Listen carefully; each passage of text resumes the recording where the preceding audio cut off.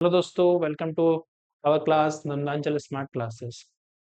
तो हम पढ़ रहे थे, हमारा फंडामेंटल राइट के सेगमेंट्स पढ़ रहे थे, टॉपिक पढ़ रहे थे। तो हमारा जो पिछले वीडियो में हमने पढ़ा था कि हमारा समानता का अधिकार कंप्लीट हो गया था 14 टू 18 तक का। ठीक है, अब हम नया एक और मतलब सेकंड फंडामेंटल राइट पढ़ने वाले हैं, जो है स्वतंत्रता का अधिकार, मतलब right to freedom. Clear? Right to freedom पढ़ने वाले हैं। इसके बारे में देखते हैं कहाँ से कैसे क्वेश्चन बनते हैं। इसमें मैं आपको क्वेश्चन भी बताऊंगा कि कैसे क्वेश्चंस बनते हैं, कैसे क्वेश्चन आ रहे हैं, कुछ क्वेश्चंस करके हम सॉल्व भी करेंगे। ठीक है, चलिए तो स्टार्ट करते हैं। स्वतंत्रता का अधिकार। तो स्वतंत्रता क्या होती है भैया? सबसे पहले तो ये बताइए मुझे, स्वतंत्रता क्या होती है? तो देखिए, स्वतंत्रता क्या होती है। स्वतंत्रता अगर मैं बात करूं, स्वतंत्रता की अगर मैं बात करूं तो क्या होती है कि भाई किसी भी चीज को करने की आजादी। एग्जैक्ट मीनिंग तो यही होता है ना, किसी भी, दिख नहीं रहा होगा शायद आपको, मैं रेड ब्लैक ये कर लेता हूँ थोड़ा सा पेज फ्रेश। ठीक, किसी भी चीज को करने की आजादी। यार कलर क्यों नहीं चेंज हुआ? हम्म, ठीक है। किसी भी चीज को करने की आजादी जो होती है, उसे हम क्या कहते हैं? स्वतंत्रता कहते हैं। ठीक है, किसी भी चीज को करने की आजादी। एग्जैक्ट मीनिंग तो यही होता है कि किसी भी चीज को करने की आजादी, आप मतलब फुल फ्रीडम है आपके पास में। लेकिन हमारे यहाँ पे क्या है, हमारे कॉन्स्टिट्यूशन के अकॉर्डिंग अगर हम ऐसा कह देंगे भाई किसी भी चीज को करने की आजादी, तो लोग कुछ भी करने लगेंगे ना। समझ रहे हो आप? कुछ भी करने लगेंगे। इसलिए हमारे इसमें रेस्ट्रिक्शन दिए हैं, वही रीजनेबल रेस्ट्रिक्शन लगे हुए हैं कि भाई कुछ तार्किक प्रतिबंध हैं आपके ऊपर। तार्किक प्रतिबंध हैं आपके ऊपर भाई, उसके बेस पर आप ये चीजें नहीं कर सकते। कुछ ना कुछ करने की आजादी। जैसे मैं बोलूं कि अगर बोल दिया जाए स्वतंत्रता की आजादी दी जाए और तार्किक प्रतिबंध दिया है, तो लोग क्या करेंगे? अपने घर में ही पता नहीं क्या करेंगे भाई। किसी के भी घर में घुस जाएंगे और स्विमिंग पूल यूज करना है, जाके नहाएंगे, लोटा बाल्टी लेंगे, जाके नहाने लगेंगे। जनरली जाएंगे अपने साथ साथ लेके, गार्ड समझ लेंगे उसको। कुछ ना कुछ तो है चीजें, स्वतंत्रता में कुछ ना कुछ तो आपकी आजादी होगी। से भाई घूमना है तो कहीं वो तलवार लेके घूम रहे हैं, रोड पे ही घूम रहे हैं, या कुछ भी होगा तो रेस्ट्रिक्शन दिए हुए हैं। इस प्रकार से रेस्ट्रिक्शन जरूरी होते हैं। एक सोसाइटी को चलाने के लिए कुछ नियम कानून भी जरूरी होते हैं। ठीक है, हमारे कॉन्स्टिट्यूशन में क्या दिए हैं हम पढ़ें। सबसे पहले स्वतंत्रता के अधिकार कहां से कहां तक है, जो हमारा क्वेश्चन बनता है कहां से कहां तक है, कौन से आर्टिकल से कौन से आर्टिकल तक है। तो भाई ये आपका 18 से लेके 22 तक, सॉरी 18 नहीं, मिस्टेक, 19 से। ये कहां से?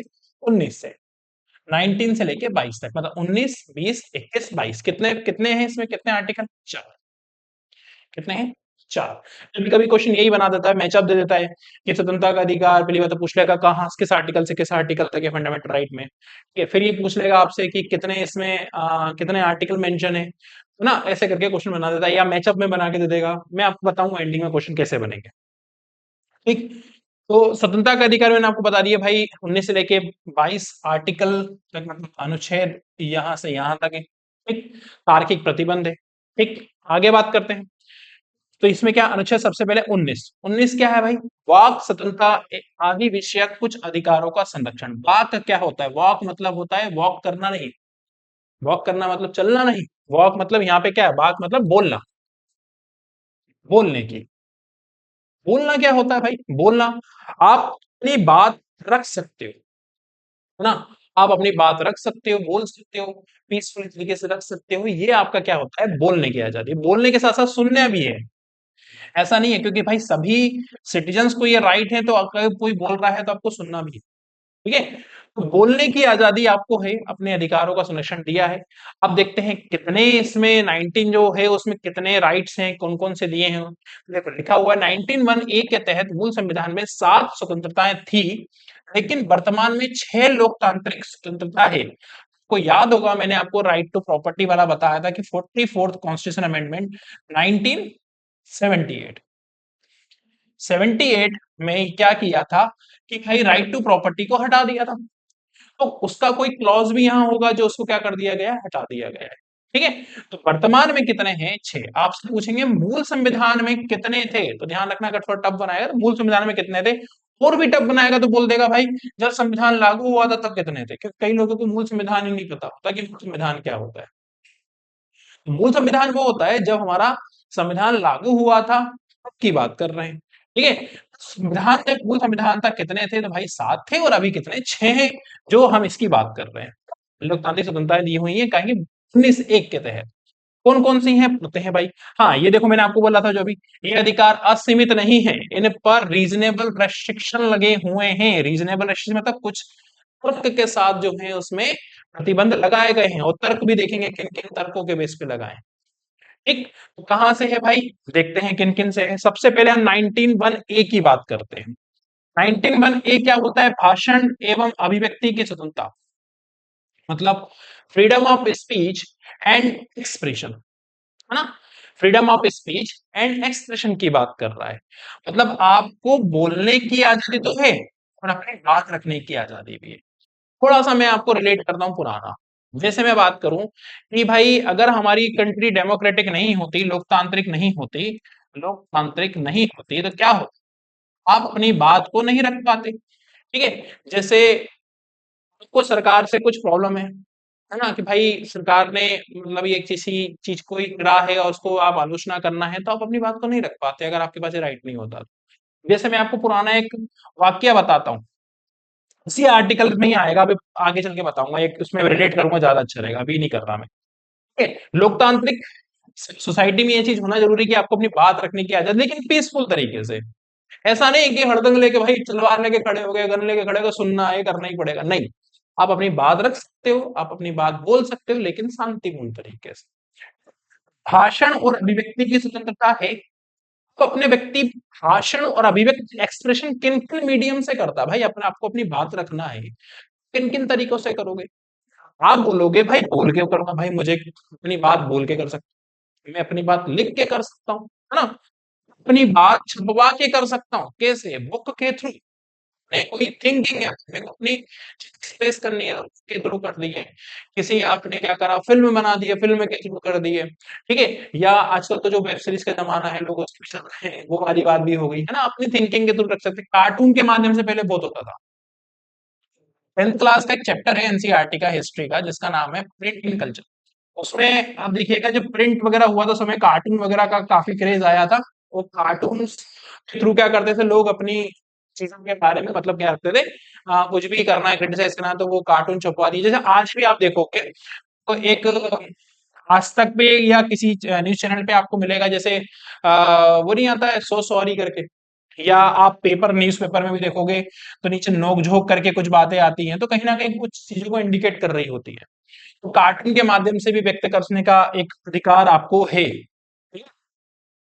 लिख कर, बोलकर, छपवा कर, सिंबॉलिक रूप से वो भी आपका अभिव्यक्त करने की स्वतंत्रता है, आप तरीके से कर सकते हो।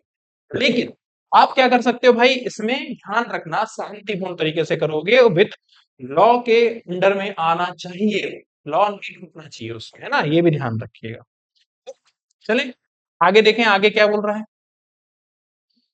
आगे किन चीजों की चर्चा की जा रही है। आगे बोल रहा है भाई कि शामिल अधिकार व्यवसायिक स्वतंत्रता। हाँ देखो, अधिकार अगर हम बात करें व्यवसायिक विज्ञापन की स्वतंत्रता, फोन टैपिंग के विरुद्ध अधिकार जानने की स्वतंत्रता, आपको आरटीआई लगा सकते हो, आरटीआई के थ्रू आपको चीजें जो है क्या करेंगे, मतलब एक सेकंड में इसको इरेज कर देता हूँ, क्योंकि ये सब इसमें मिस मैच हो रहा है पूरा। तो यहाँ पर चलिए, देखिए प्रतिबंध का भाई, अपनी व्यवसायिक विज्ञापन की स्वतंत्रता, आप अपनी जो मान लो कुछ पम्पलेट छपवाना है या कुछ करवाना है आप कर सकते हो। फोन टैपिंग के विरुद्ध अधिकार है, फोन कोई टैप नहीं कर सकता, ठीक है, उसके विरुद्ध अधिकार है। जानने का अधिकार है, आपको कुछ जानना है, जैसे सरकार ने लेके आया था राइट टू इन्फॉर्मेशन, है ना। राइट टू इन्फॉर्मेशन ध्यान रखना, क्वेश्चन बना के पूछ सकता है, जो अभी तक शायद नहीं पूछा है लेकिन पूछ सकता है एग्जाम में, कि आरटीआई, आरटीआई की बात करूं, राइट टू इंफॉर्मेशन, ध्यान रखना, एक कंफ्यूज होते हो आप लोग हमेशा, आरटीई और आरटीआई दोनों में फर्क है भाई। राइट टू एजुकेशन और राइट टू इंफॉर्मेशन। तो राइट टू इंफॉर्मेशन जो रिलेट करती है आर्टिकल 19(1)(a) से रिलेट करती है, है ना? स्वतंत्रता के अधिकार से रिलेट करती है, आपसे पूछ सकता है क्वेश्चन कि भाई आरटीआई कौन संविधान के कौन से फंडामेंटल राइट से रिलेट करता था? बोलोगे स्वतंत्रता के अधिकार से। इंफॉर्मेशन गैदर करना आपकी मतलब आपको इंफॉर्मेशन सरकारी कुछ विभाग आप इस पे कर रहे हो, आपको पता होना चाहिए डिपार्टमेंट में क्या हो रहा था, किससे भ्रष्टाचार वगैरह या जो भी करप्शन है वो सारा क्या होता है, पारदर्शिता आती है, वो नहीं होता है, पारदर्शिता होने के चांसेस होते हैं। आप क्या है इससे इंफॉर्मेशन गैदर कर सकते हो। ठीक है, फोन टैपिंग के विरोध अधिकार की बात करें, सॉरी आरटीआई में हम जानने का अधिकार, आपको इन्फॉर्मेशन जो भी गवर्नमेंट बॉडीज है उनका। ठीक है, देखो आधार क्या क्या हो सकता है भाई, किन किन चीजों पर रेस्ट्रिक्शन लग सकती है, तो भारत की संप्रभुता, संप्रभुता, अखंडता, राज्य की सुरक्षा, विदेशी राज्यों के साथ मैत्रीपूर्ण संबंध, है ना, सार्वजनिक व्यवस्था, शालीनता, नैतिकता, अदालत की अवमानना, मानहानि, इन चीजों पे रेस्ट्रिक्शन भाई, किसी की मानहानि नहीं कर सकते। ठीक है, आपको बोलने की आजादी, इसका मतलब ये नहीं है कि आप उठे छूटे जा रहे हो, फिर रोड पे जा रहा है व्यक्ति उसे अचानक गाली दे दी, ये नहीं कर सकते। मानहानि नहीं कर सकते किसी का, क्योंकि आजकल तो सोशल मीडिया का दौर है। आपने किसी के बारे में गलत बोला, पता लगा वो रील वायरल हो गई, बेचारे की तो रात बेचारे का काम लग गया। तो मानहानि नहीं कर सकते भाई, ना ध्यान रखना। अवमानना, कंटेम्प्ट ऑफ कोर्ट लग जाएगा अगर आप कोर्ट के आदेश को नहीं मान रहे हो, और दूसरा कोर्ट के जज के खिलाफ, सुप्रीम कोर्ट या हाई कोर्ट के जज के खिलाफ आपने कुछ बोल दिया, गलत बोल दिया सार्वजनिक रूप से, तो वो court contempt of court, court की अवमानना भी नहीं कर सकते। ठीक है, ये ध्यान रखिएगा। सार्वजनिक व्यवस्था बनाए रखनी, ऐसा कुछ नहीं करना है जिस सार्वजनिक व्यवस्था पे क्षति हो, कुछ भी प्रॉब्लम हो। भारत की संप्रभुता, इंटीग्रिटी वगैरह मेंटेन करके रखनी, सो है ना, ये ध्यान रखिएगा। ये सारी चीजें, संप्रभुता और अखंडता, इंटीग्रिटी, भारत टूटे ना, ऐसी आपके कोई भाषण से ऐसा ना हो कि भारत का डिवीजन होता है, भारत टूट जाए, ऐसा चीज नहीं करना है, हमारा देश को एक करके रखना है, ऐसी बातें ना। तो ये चीज मैं आपके लिए प्रतिबंध दिया हुआ है। आई होप आपको समझ में आई होगी। अब हम नेक्स्ट स्लाइड पे जाते हैं। ठीक,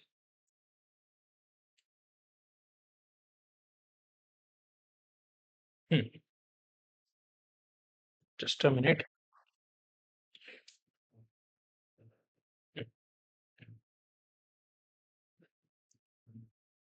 ये तो बहुत पीछे चला गया, आगे वाला था, ये नीचे है।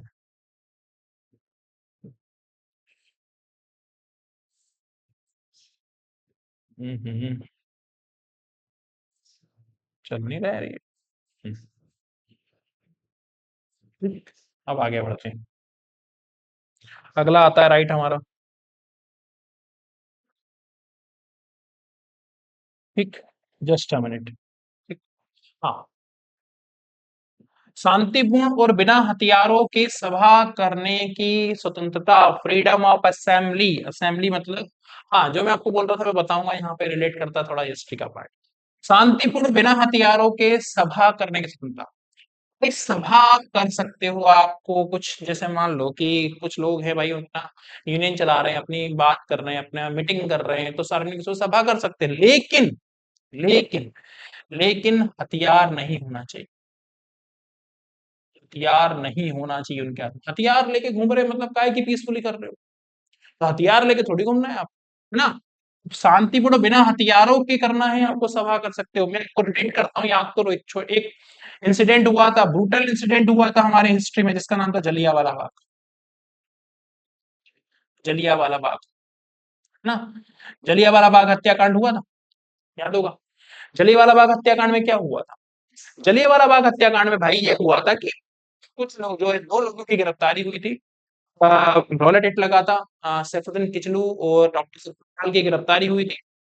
तो उनकी गिरफ्तारी के विरोध में क्या हो रहा था कि एक शांतिपूर्ण एक सभा ऑर्गेनाइज की जा रही थी अमृतसर के जलियांवाला बाग में। उस दिन बैसाखी का दिन भी था, कई लोग जो थे वहां पे बैसाखी फेस्टिवल मेला लगा था, एंजॉय करने आए थे। तो कई लोगों को तो पता भी नहीं था यहाँ मीटिंग हो रही है, और कुछ लोग कर रहे थे जो शांतिपूर्ण कर रहे थे, कोई हथियार नहीं था उनके पास, शांतिपूर्ण भाई बातचीत कर रहे थे कि क्या करना चाहिए। जनरल डायर आता है, बिना प्रायर परमिशन, मतलब कुछ भी आपको एडवाइस, सॉरी वार्निंग वार्निंग कुछ भी नहीं देता, क्या करता है, 15 मिनट तक फायरिंग करता है, 1000 लोग मारे जाते हैं समथिंग, है ना? क्या आज हमारे यहाँ ऐसा होता है? नहीं, हम कर सकते हैं, असेंबली के अंदर कर सकते हैं भाई, लेकिन तैयार नहीं होना चाहिए। बातचीत कर सकते हैं, इकट्ठे करते हैं, बातचीत करते हैं, सभा सभा वगैरह होती है, कर सकते हैं। है ना? किसी भी स्थान पर शांतिपूर्वक एकत्र होने या सार्वजनिक सभा करने का आपको अधिकार है ना? फिर क्या नहीं है, आप यह ध्यान रखना किसमें कहाँ से क्वेश्चन, क्योंकि आजकल एग्जाम में थोड़ा होने लगे हैं। भाई क्वेश्चन पूछा, हाँ कितने फंडामेंटल राइट है, 6, हटाओ हो गया, आगे बढ़े, ऐसा नहीं है, लू है कि कुछ नहीं है, थोड़ा चीजें हमको कॉम्प्लिकेटेड हो रही है तो हेज में से ही, ठीक है। तो इसमें क्या शामिल नहीं है, आपसे पूछेगा भाई 19(1)(b) के तहत इनमें से क्या शामिल नहीं है, तो आपसे ऑप्शन दे देगा। पहला, सभा करने का अधिकार, है ना, सभा कर सकते हो आप। दूसरा दे देगा आपको ऑप्शन, सभा जो है सभा कर सकते हैं लेकिन अ, बिना हथियार के, बिना हथियार के। तीसरा बोल देगा आप हड़ताल करने का, हड़ताल करने का अधिकार आप, तो डी दे देगा उपरोक्त सभी, ठीक है। इसमें से क्या बोल रहा है, किस, सॉरी उपरोक्त सभी नहीं, इनमें से बोल देगा इनमें से कोई नहीं, इनमें से कोई नहीं। एक सेकंड में अलग बना दूं, नहीं ठीक है, इसमें समझ लो आप, कोई नहीं, ठीक है। अब आपको लगेगा यार देखो उसने कहा है सभा तो कर सकते हैं, हाँ भाई कर सकते हैं, ठीक है। सभा कर सकते हैं लेकिन आप मतलब बिना हथियार के कर सकते हैं, ये भी बात सही लग रही है, लेकिन हथियार हड़ताल, कुछ लोगों को लगेगा अरे कानून तो करने का, कानून में बात रखने की वजह से नहीं कर सकते। हड़ताल करने का अधिकार इसमें शामिल नहीं है, इस पर्टिकुलर इसमें नहीं है, सिर्फ मैं बात कर रहा हूँ 19(1)(b) की बात कर रहा हूँ। तो आप सरकारी ऑप्शन इनमें से कोई नहीं या उपलब्ध है वो करके आते हैं, तो ये नहीं होगा। इसका आंसर क्या होगा, हल करने का आपको अधिकार इस फंडामेंटल राइट के तहत नहीं है, ठीक है, इस फंडामेंटल राइट के तहत नहीं है, हमें बात ध्यान देना, ठीक है। तो हम आगे बढ़े चीजों को लेके, अगला देखते हैं कौन सा हमारा अगला फंडामेंटल राइट है, मतलब इसमें 19 के अगला कौन सा बोल रहा है ना, अगला 19 का कौन सा बोल रहा है, देखते हैं।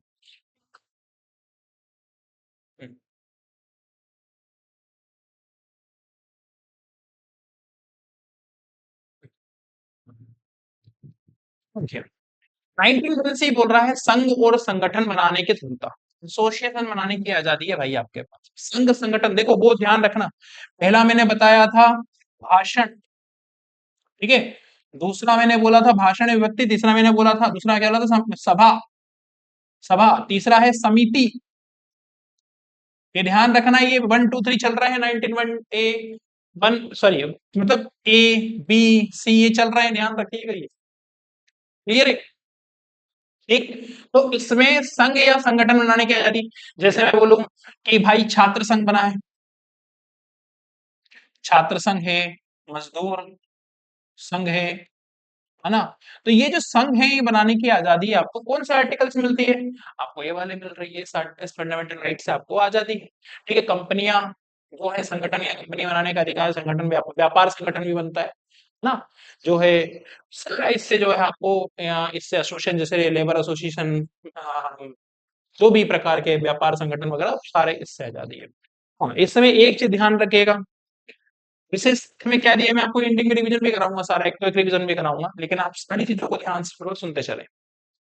97 संविधान संशोधन 2011, सहकारी समितियां कोऑपरेटिव सोसाइटी बनाने का अधिकार भी इसमें जोड़ा गया, पहले नहीं था, 2011 में इसको जोड़ा गया है, 97 कॉन्स्टिट्यूशन अमेंडमेंट के थ्रू 2011 में कोऑपरेटिव कमेटी बनाने का अधिकार भी इसमें जोड़ दिया गया। ये क्वेश्चन बन जाता है भैया, कोऑपरेटिव कमेटी बनाने का अधिकार कौन सा संविधान संशोधन से जोड़ा गया, तो आपको आंसर आना चाहिए 97 कॉन्स्टिट्यूशन अमेंडमेंट 2011। कौन से फंडामेंटल राइट में है, तो 19(1)(c) में है, क्लियर है।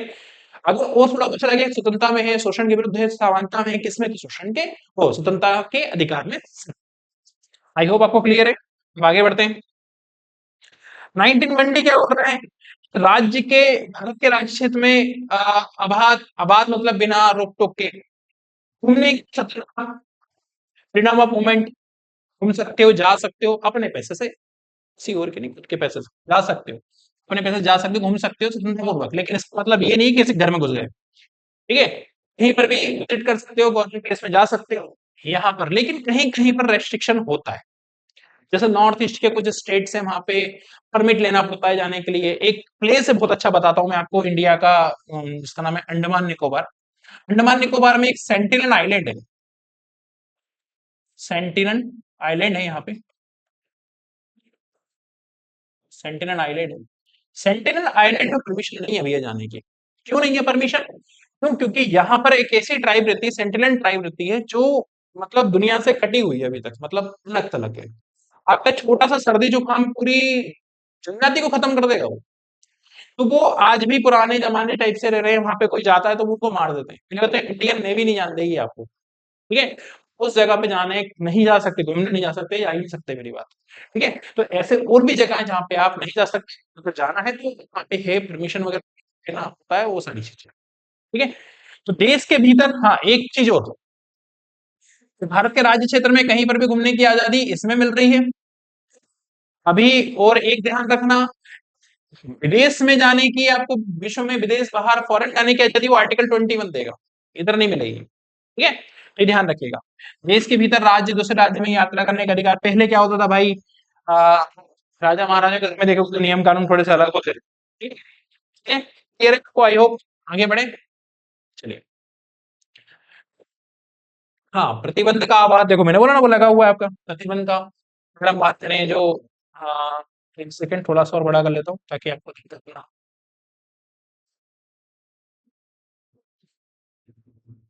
हो। ठीक है? प्रतिबंध मतलब रेस्ट्रिक्शन का क्या बेस है भाई?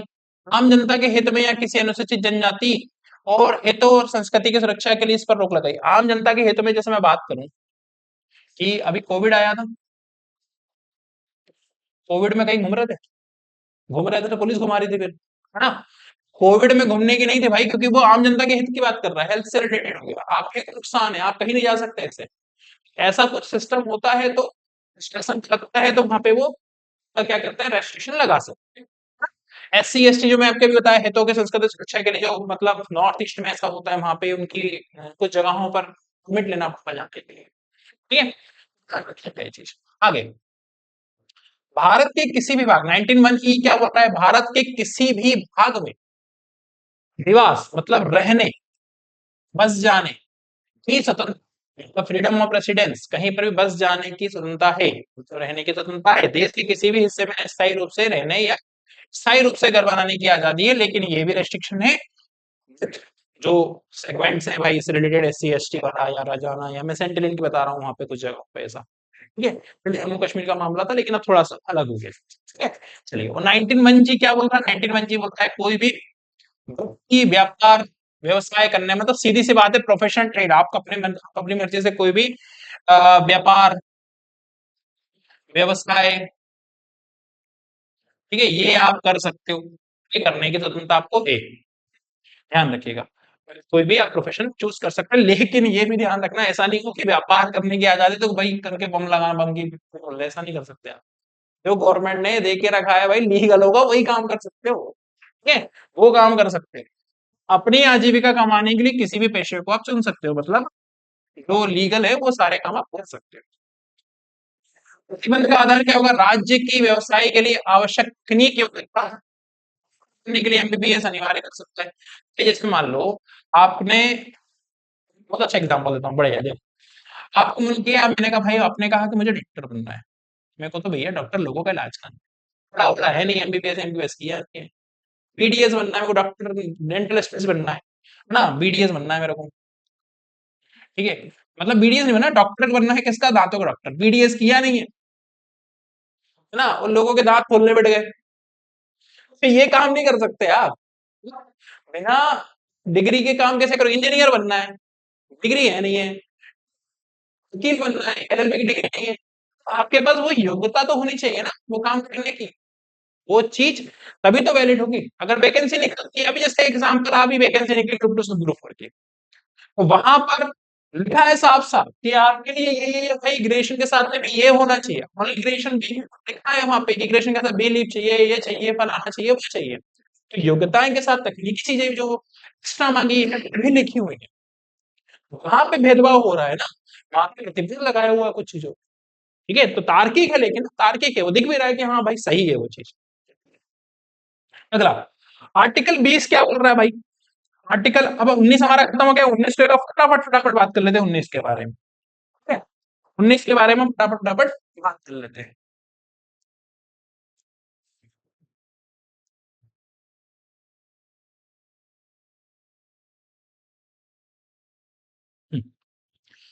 आर्टिकल 19 में मैंने आपको कितने बताए? 19 one A, 19 one B, 19 one C, 19 one D, 19 one A B C D E, 19 one A B C D E F. F आएगा क्या?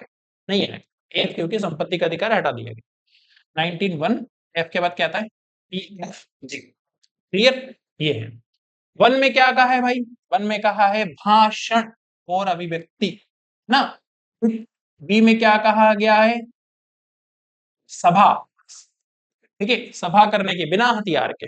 समिति, तीन में क्या कहा है? समिति, एसोसिएशन बनाने की। ठीक। डी में क्या कहा है? बताओ। डी में क्या कहा है? डी में कहा है कहीं पर भी घूमने, भारत के राज्य क्षेत्र में घूमने, लेकिन याद रखना रिस्ट्रिक्शन है, ये निवास की बात कर रहा है। और जी क्या कर रहा है? व्यवसाय की बात कर रहा है।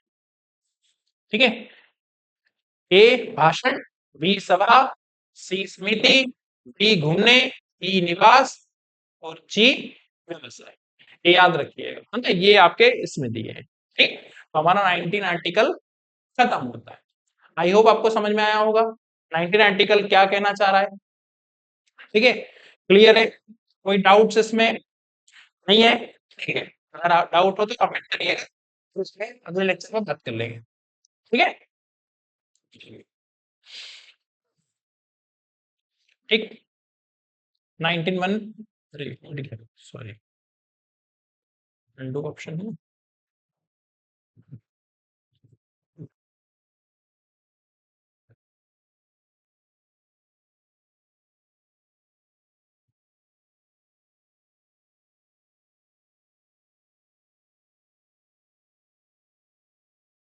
चलिए, ठीक है, देखिए हमने कर लिया था इसको, ये वाला। ठीक है, तो आगे आर्टिकल 20। चलो, आर्टिकल 20 की बात करें, 20 क्या है भाई? आर्टिकल 20 किन चीजों की बात कर रहा है? आर्टिकल 20 जो है वो आर्टिकल 20 जो वो आपकी अपराधों के लिए दोष सिद्ध के संबंध में संरक्षण। अपराध मतलब कोई भी आपने क्राइम किया है, आपने कोई भी क्राइम किया है, आपने नहीं, सॉरी, मतलब बोलना नहीं, सॉरी गलती हो गई। आपने, कोई ने भी कोई क्राइम किया है, उसको क्या है कि उससे दोष सिद्ध संबंधित कुछ छूट, मतलब कुछ वो दिए हैं, अधिकार दिए हैं उसके रिलेटेड भी। क्या दिए हैं बात करते हैं। यदि किसी भी आरोपी व्यक्ति मतलब चाहे वह भारत का नागरिक हो या विदेशी, मनमानी और अत्यधिक सजा से तीन प्रकार की सुरक्षा देता है, मतलब नागरिकों को या विदेशी नागरिकों को क्या देता है? सुरक्षा प्रोवाइड करा रहा है। कैसे? पहला, इसका पहला क्लॉज क्या बोल रहा है? इसका पहला क्लॉज बोल रहा है भाई कि अब कार्यतर कानून से संरक्षण, no ex post facto law. Is this, ये क्या चीज भैया? क्या भला का नाम है, कितना खतरनाक नाम है हिंदी में। हम तो ये समझेंगे, हमको तो उसका मीनिंग समझना है, हमारे तो एग्जाम में काम आ जाना चाहिए, बस हमको पता होना चाहिए, इसको कॉन्सेप्ट पता होना चाहिए। No ex post facto law क्या होता है? किसी व्यक्ति को तब तक दोषी नहीं ठहराया जा सकता जब तक उसने कानून का उल्लंघन ना किया, उसे वही सजा दी जा सकती है जो अपराध करते समय कानून ने तय की। बाद में कानून बदलकर सजा बढ़ाई जा सकती है, बढ़ाई नहीं जा सकती, सॉरी। यह केवल आपराधिक मामलों पर लागू होता है, टैक्स या सिविल मामलों पर नहीं। भैया ये कहना क्या चाह रहा है? ये कहना चाह रहा है कि मान लो किसी व्यक्ति ने कोई किया है, तो पहली बात तो तक वो क्रिमिनल घोषित नहीं होगा तब तक जब से उसने वो कानून का उल्लंघन नहीं किया है। ऐसे मन चाहे उठा के नहीं ले जाएंगे। और उसने अगर मान लो कोई उस समय कोई क्राइम किया है, तो उस टाइम जो सजा होगी, उस टाइम उस टाइम की जो सजा होगी, उसको वो सजा दी जाएगी। जैसे मान लो कोई ए नाम का कोई क्राइम किया है, ए नाम के बंदे ने कोई क्राइम के अंदर थोड़ा जाता, ए नाम के बंदे ने मान लो चोरी की है ना, उसने चोरी की है, चोरी की है, तो भाई चोरी की मान लो एग्जाम्पल जो भी सजा हो, मान लो हम एक मान के चल रहे हैं 6 महीने की सजा है ना। अब उस समय जब उसने चोरी की, मान लो भाई उसने आज के समय 2026 में उसने चोरी आज की डेट में की है, तो ऐसा नहीं करोगे कि भाई इसने चोरी, उसको उस पे जुर्माना चला, अब क्या करो भाई, नहीं इसको तो खुन्नस से क्या करना है, इसको चोरी की जगह क्या करो, चोरी की 6 महीने की जगह इसको कर दो भैया तमाम उम्र के। ऐसा नहीं कर सकते आप। सजा वही दी जा सकती है जो अपराध करते समय कानून ने तय की है। बाद में अगर सजा बदल कानून बदल कर सजा बढ़ाई नहीं जा सकती कि बाद में बढ़ा दी, नहीं भाई, उस समय जो किया था वही पे लागू नहीं होगा। ये लागू नहीं होगा, टैक्स और सिविल मामलों पर लागू नहीं होगा। सिविल मामले मैंने पिछले सेक्शन में बताया कि सिविल मामले क्या होते हैं। सिविल और क्रिमिनल क्या होते हैं, जिनको हिंदी में बोलते हैं, इसको बोलते हैं दीवानी, है ना, दीवानी। और ये क्या होता है, फौजदारी। ये दीवानी वो नहीं है जो गाना आया था तेरी दीवानी, वो नहीं। दीवानी फौजदारी का मतलब सिविल, सिविल का मतलब सिविल, सिविल और फौजदारी का मतलब क्रिमिनल। ये क्या होता है इसमें भाई, अ, जैसे कोई लड़ाई वगैरह ऐसी हो रही है जिसमें कोई खून खराबा नहीं हो रहा है, और किसी प्रकार की कोई थ्रेट नहीं आया है। जैसे मैं एग्जांपल बोलूं कि भाई मान लो कि कुछ तलाक का मामला पकड़, तलाक का मामला हो गया, इस प्रकार का क्या हो गया, तलाक का मामला हो गया, शादी वगैरह कुछ हो गई, प्रॉपर्टी के मामले हो गए, तो ये सिविल में जाएगा। लेकिन अगर उसमें वही लाठी वाठी चल गई, खून खराब हो गया, तो ये अलग मामला चला जाएगा। क्रिमिनल मतलब मारपीट, ये वो फलाना ढिमका, मर्डर फर्डर सारा जो है वो क्रिमिनल में जाता है। सिविल मामला इस टाइप का होता है। ठीक है, लड़ाई बड़ाई वैसी नहीं होती, मारपीट, हाँ कानूनी चल रही है, चोरी चल रही है, बस वही, बाकी वैसा वाला नहीं। लेकिन अगर मान अगर वो दहेज निकालने वाला ऐसा मामला है कि भाई मारा पीटी कर दी, है ना, वो सामने वाले को एक्सप्लॉइट कर रहे हो, फिजिकली एक्सप्लॉइट कर रहे हो, तो वो चीजें इसमें नहीं आएगी। ध्यान रखिएगा। आगे बढ़े, चलो सिविल मामलों में भैया लागू नहीं होता ये। आगे नेक्स्ट क्या बोल रहा है अगला, बोल रहा है दोहरे कर से सुरक्षा, पनिशमेंट ना हो जाए। आरडी मतलब आप इसको क्या कर सकते हो, केवल किसी व्यक्ति को एक ही अपराध के लिए एक बार से अधिक उसको दंड नहीं कर सकते ना, उसको एक बार से ज्यादा उसको दंड नहीं दे सकते। ठीक है, जैसे मैं बोलूं कि किसी पर्सन ने मान लो कि सेम चीज चोरी करी, उसको भाई सजा भी हो गई, उसने सजा काट भी ली, फिर उठा लाए, चल भाई फिर से चल, दूल्हा बनाएंगे तेरे को, ऐसा नहीं। ओके, सजा मिल गई, एक ही अपराध के लिए बार बार नहीं पकड़ा कि भाई तूने उस समय की थी, चल चल चल चल चल चल फिर से चल, दोबारा करेगा तो बात अलग है। से वही, एक भी एक काम के लिए बार बार पनिशमेंट नहीं कर सकते। क्लियर। हाँ, लेकिन ये केवल अदालतों और ट्रिब्यूनल जांच पर लागू होता है, विभागीय जांच पर नहीं, ना विभागीय जांच पे नहीं होता, डिपार्टमेंटल इंक्वायरी पे नहीं होता। बाकी एक अदालतों और ट्रिब्यूनल पर लागू होता है। ठीक है, ये भी जब अदालत ट्रिब्यूनल क्या होता है, जब हम वो पढ़ेंगे, जुडिशरी पढ़ेंगे, तब हमको समझ में आएगा कि दोनों चीज क्या होती है। अभी भी इतना याद रख, दोहरे दंड से सुरक्षा दी गई है, एक ही अपराध के लिए बार बार उसको पनिशमेंट नहीं कर सकते। ठीक है, गलत। अपने विरुद्ध गवाही देने से संरक्षण, मतलब आप अपने खिलाफ गवाही देने पर आपको जोर नहीं दिया जा सकता, मजबूर नहीं किया जाता कि जबरदस्ती आप अपने खिलाफ गवाही दो। एक हिंदी मूवी वगैरह में दिखाते हैं, लेकिन थोड़ा सा उस सिस्टम में आपको, मूवी में तो हालांकि बहुत कुछ दिखाते हैं, कुछ भी दिखाते हैं कभी कभी उतना नहीं, लेकिन एक सुना, एक सेंटेंस सुना होगा, होशो हवास में ये बयान दे रहे हैं, आप पे किसी का दबाव तो नहीं है, ये अपने अपने होशो हवास में दे रहे हो ना भाई, आप कुछ ऐसा तो नहीं है कि किसी के उसमें दे रहे हो। तो ध्यान रखना, पुलिस को दिया गया बयान जो होता है वो कोर्ट में एविडेंस के रूप में पुलिस को दिया गया, कि भाई आप मान ली बाई चांस ऐसा हो कि इसको डरा धमका के बयान ले लिया हो। मूवी आई थी बहुत अच्छी, जॉनी एलएलबी करके, है ना, सेकंड वाली देखिएगा, जिसमें वो अक्षय कुमार है, और वो उसमें शायद अनूप, अनूप अनु कपूर अपोजिट रहते हैं। वो पुलिस को बोले ऊपर पकड़ के लाते हैं, तो वो पुलिस का बयान लेके आते हैं कि भाई ने पुलिस को बयान, तो बोलता है पुलिस को दिया गया बयान जो है वो कोर्ट में वो है एक्सेप्टेबल नहीं होता। वो बात कहते हैं, उस बात को ध्यान रखिएगा, कभी कभी कुछ मूवी वगैरह हमको अच्छी चीज सिखाती है, लेकिन वो क्या करता है ना, बहुत सी चीजें हमको से गलत चीजें एक्सेप्ट कर लेते हैं। जो नहीं करना चाहिए वो करते हैं, जो करना चाहिए वो नहीं करते हैं। ठीक है, तो ध्यान रखिएगा ये चीज, है ना, कि अपने खिलाफ गवाही नहीं दे सकते, या सबूत देने के लिए मजबूर नहीं किया सकता, जबरदस्ती नहीं कर सकते। ठीक है, पुलिस कस्टडी में दिया गया, देखो दो प्रकार की कस्टडी होती है, एक जुडिशियल कस्टडी, एक पुलिस कस्टडी। पुलिस कस्टडी जो होती है जब वो हवालात में जो रख रहे हैं आपको क्या नाम है जो पुलिस लॉकअप में रख रहे हैं, जुडिशियल कस्टडी सजा दे दी उसे जेल में रखना है वहां पे वो जुडिशियल कस्टडी होती है। ठीक है, तो ये ध्यान रखिएगा पुलिस कस्टडी में दिया गया बयान ये अलग नहीं होता है कोर्ट में। ठीक है, अब आगे बढ़े। ठीक, मिटा दे पहले आप ये जो ये तो फिर आगे बढ़ाएंगे तो वो शो नहीं होगा।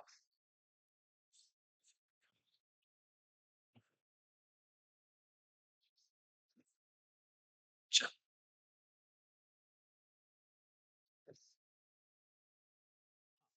लास्ट पॉइंट ही था मैंने मिटा दिया था तुमने। हाँ ये हो गया 20 से 20 हाँ आर्टिकल 20 हो गया चलो। क्या पढ़ा भैया आर्टिकल 20 में आपने?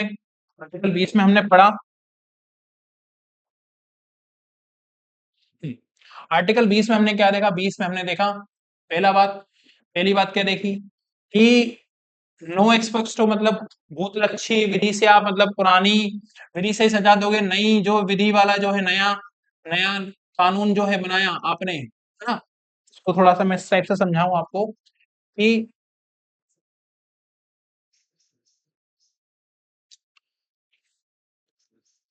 पहला पॉइंट क्या बोला कि भाई अगर किसी व्यक्ति ने चोरी करी है कुछ भी किया है तो उसको पुरानी विधि से ही क्या दिया जाएगा, पुराने लॉ के अकॉर्डिंग जिस समय उसने किया है, पुराने लॉ जिस समय क्राइम किया है ना, उसके अकॉर्डिंग सजा दी जाएगी। दूसरा क्या बोला था मैंने आपको? दूसरा बताया था इसमें कि भाई डबल पनिशमेंट नहीं दे सकते, दोहरा दंड जो है वो नहीं दे सकते, दोहरा दंड तो इसमें दिख रहा है नहीं दिख रहा, आई थिंक नहीं दिख रहा होगा। दोहरे दंड से प्रोटेक्शन दिया गया।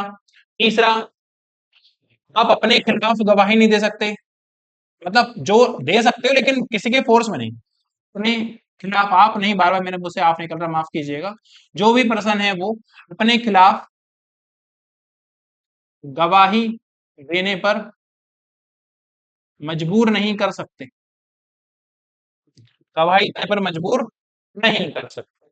ठीक है, ये बात ध्यान रखिएगा। ये वाला पॉइंट दिया है, ठीक है, 3 पॉइंट दिए हैं, याद रखिएगा। अभी हमने 19 पढ़ लिया, 20 पढ़ लिया, 2 आर्टिकल पढ़ लिए, अच्छे से डिटेल से पढ़ लिए। इसमें से क्वेश्चन बन जाता है 20 और 21, है ना? 20 और क्या नाम है आपका, हाँ बताऊंगा, एंडिंग बताऊंगा। 19 और 20 हमने दोनों डिटेल अच्छे से पढ़ लिए। आई होप आपको चीजें समझ में आई होंगी।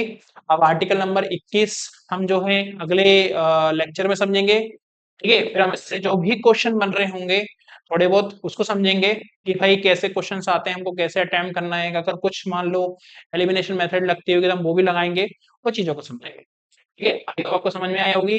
जय हिंद, जय भारत।